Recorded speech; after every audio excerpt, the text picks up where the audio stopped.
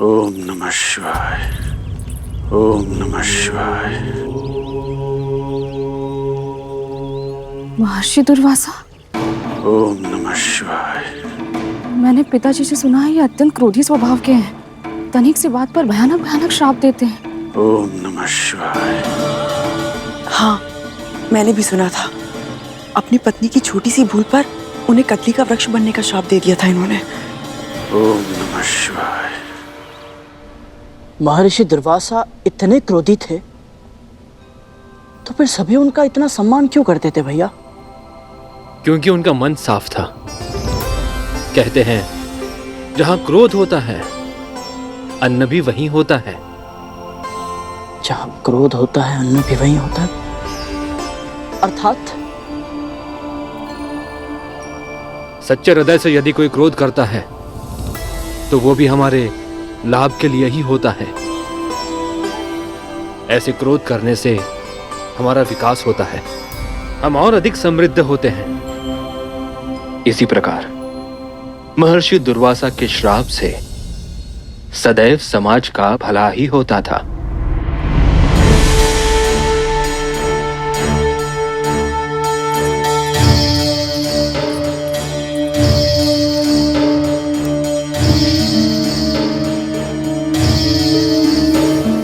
प्रणाम ऋषिवर। प्रणाम ऋषिवर।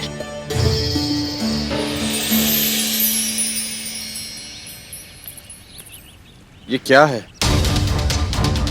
जो ईश्वर की भक्ति का मार्ग दिखाए, ऐसे ऋषि ईश्वर से भी अधिक सम्मान के अधिकारी होते हैं। आप जैसे परम पूजनीय महर्षि के सम्मान में हम भूल के भी कोई भूल नहीं करना चाहते। तो संतान प्राप्ति की इच्छा से प्रभु श्री विष्णु की पूजा कर रही है।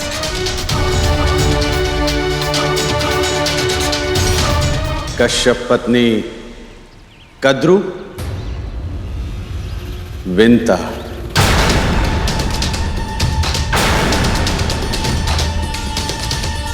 स्वयं नीलकंठ भगवान शिव जी ने एक यज्ञ के फलस्वरूप मुझे ये माला दी थी। इसे जो धारण करेगा उसे ऐसी प्रतापी संतान प्राप्त होगी जिसके नाम और यश की कीर्ति समस्त ब्रह्मांड में फैलेगी। किंतु ये माला एक और तुम दो। कैसे निर्धारित करूं कि ये किसे मिलनी चाहिए? तुम में से अधिक उपयुक्त कौन है?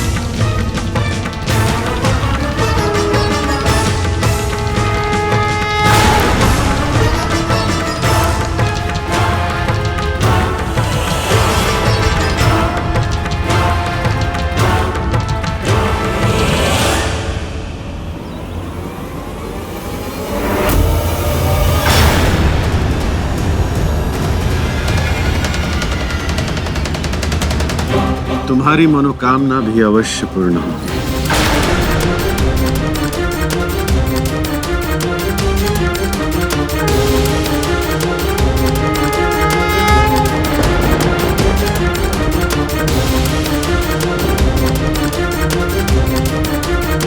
दीदी, महर्षि दुर्वासा ने हम दोनों को आशीर्वाद दे दिया।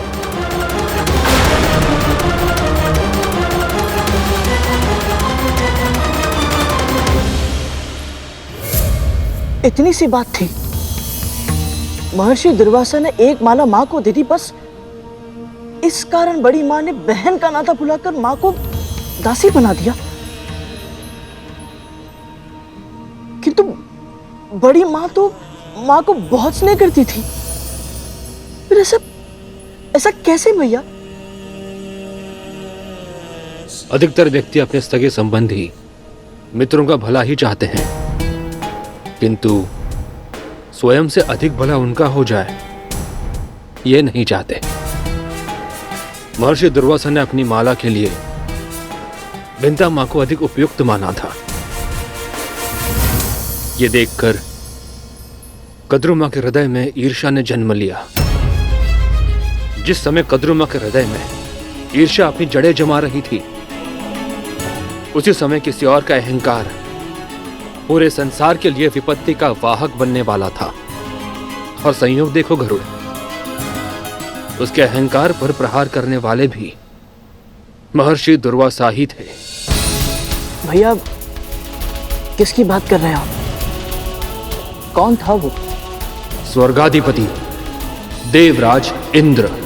स्वर्गाधिपति देवराज इंद्र। रुको ऐरावत!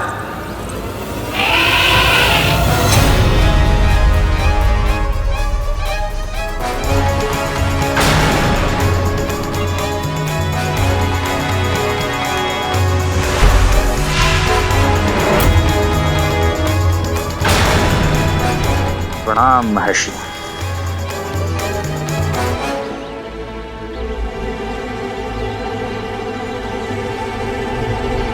मेरे यज्ञ से प्रसन्न होकर स्वयं महाकाल शिव जी ने मुझे ये रुद्राक्ष की माला दी थी। जो भी इसे धारण करेगा, विजय श्री सदैव उसके साथ रहेगी। यश उसके भाग्य का दास होगा और समृद्धि उसकी इच्छा की दासी। मैं तो बैरागी ऋषि हूं, मुझे इन सब की कोई आवश्यकता नहीं। इसीलिए इसे आप धारण कर लीजिए देवराज। जो आज्ञा महर्षि।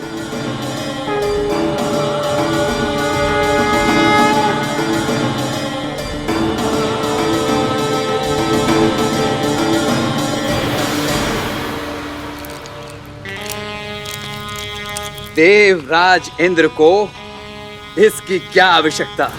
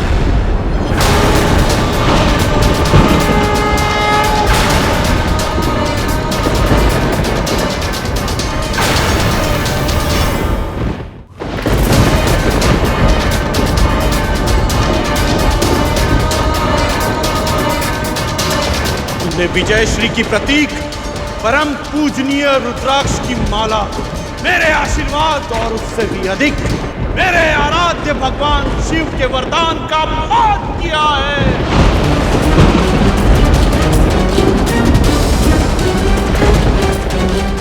आज से तू और तेरे सभी देवता श्रीहीन हो जाएंगे।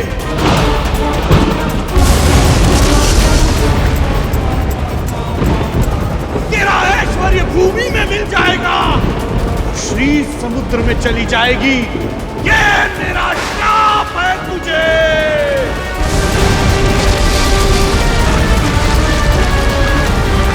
आज से तू और तेरे सभी देवता श्रीहीन हो जाएंगे। तेरा ऐश्वर्य भूमि में श्री समुद्र में चली जाएगी। ये मेरा श्राप है तुझे।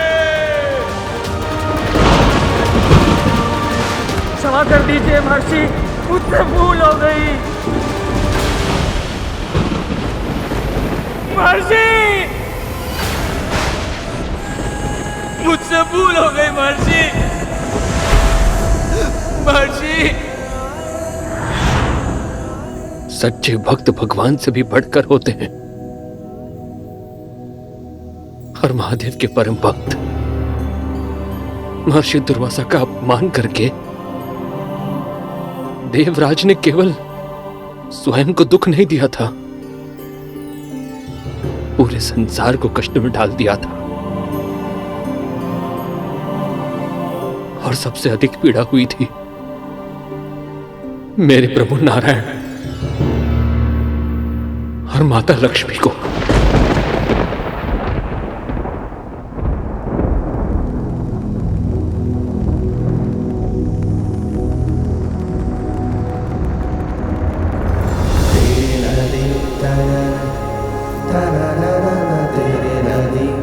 महर्षि दुर्वासा का श्राप, हमें इसका मान तो रखना ही होगा। मुझे जाना होगा प्रभु। मुझे छोड़कर कैसे जा पाएंगी? मैं महर्षि के श्राप की अवहेलना नहीं कर सकती नारायण। और मैं आपके बिना नहीं रह सकता। आप मेरी अर्धांगिनी, आधा आधा प्राण है।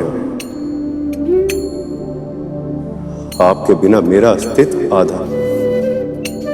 मैं अधूरा हूं आपके बिना देव। संभालिए स्वयं को स्वामी। कैसे?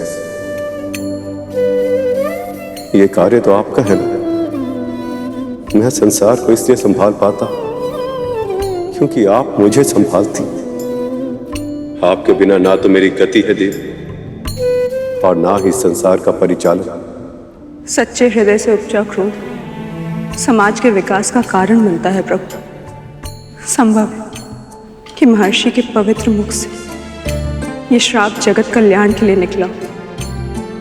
और क्या पता हमारे इस वियोग के पीछे कोई बहुत वियोग? ये शब्द ही अकल्पनीय। केवल सुनने से ही असहनीय पीड़ा हो रही है। जब पालन करना होगा तब क्या होगा?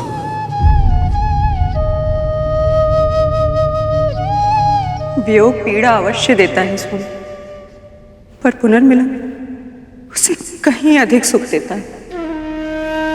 हमारे पुनर्मिलन के बारे में सोचिए स्वामी।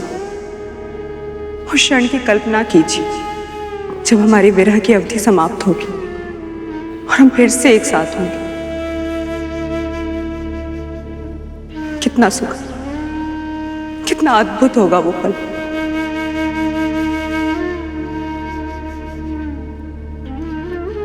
किंतु अभी हमें प्रतीक्षा करनी होगी। अभी मुझे जाना होगा।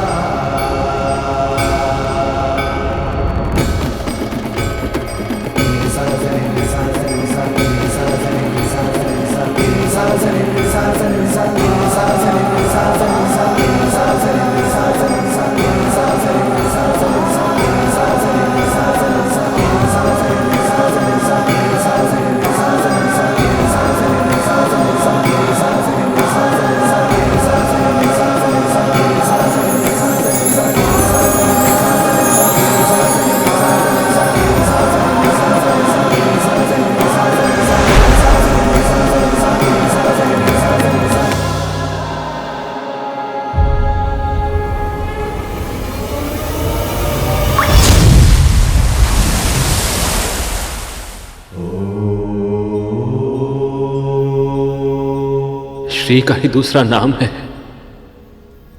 लक्ष्मी। जब महर्षि दुर्वासा के श्राप के कारण श्री अर्थात लक्ष्मी समुद्र में चली गई, तो प्रभु नारायण भी समाधि में लीन हो गए। तब केवल वैकुंठ ही नहीं, सारा संसार श्रीहीन हो गया था। जगत की सारी आभा, सारी शोभा लुप्त हो गई।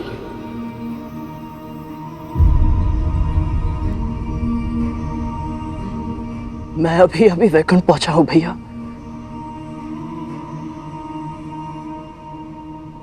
फिर भी यहाँ की वायु में जो पीड़ा का आभास है, उसे अनुभव कर पा रहा हूं मैं कल्पना कर सकता हूं भैया कि प्रभु विष्णु और मां लक्ष्मी के लिए विरह कितना दुखदायक रहा होगा।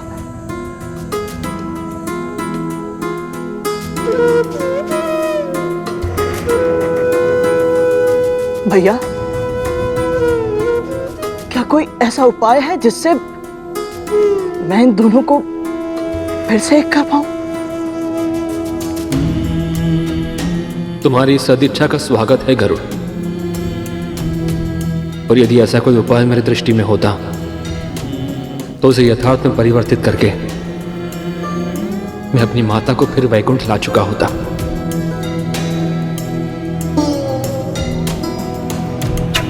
माता लक्ष्मी समुद्र में थी और भगवान विष्णु समाधि में। ऐसे में संसार में अव्यवस्था और अराजकता फैलना स्वाभाविक था। चारों ओर तामसी विचार पनपने लगे, बुराई बढ़ने लगी थी गरुड़। ऐसे में असुरों के गुरु भार्गव के मस्तिष्क में, जिन्हें भविष्य में संसार ने नाम दिया शुक्राचार्य, देवों के इस आपदा में दैत्यों के लिए अवसर देखा उन्होंने। पहले से ही पीड़ित देवों को पूरी तरह पराजित करने का मार्ग खोजने के लिए उन्होंने भीषण तपस्या करने का निश्चय किया।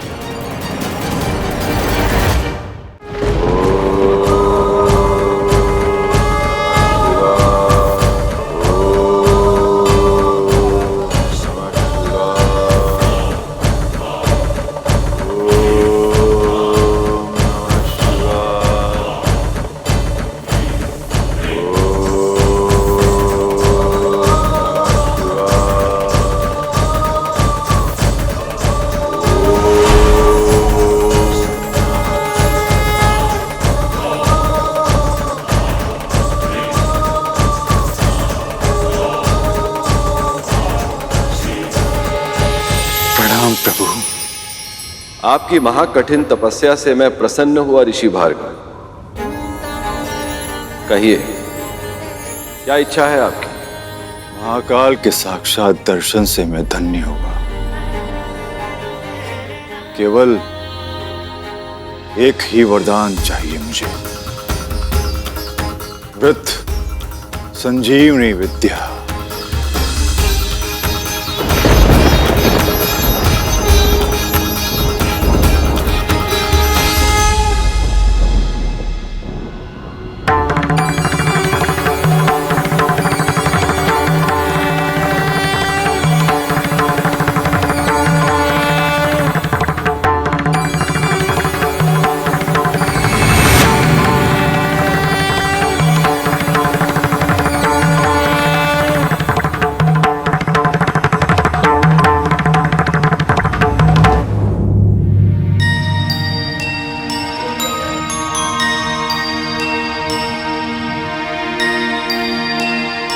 प्रभु शिव शंकर के इस आशीर्वाद ने महर्षि शुक्राचार्य को ऐसी शक्ति दे दी थी जिसका संसार पर भीषण प्रभाव पड़ा। एक ओर सृष्टि का विकास हुआ, वहीं दूसरी ओर विनाश का आरंभ हो रहा था।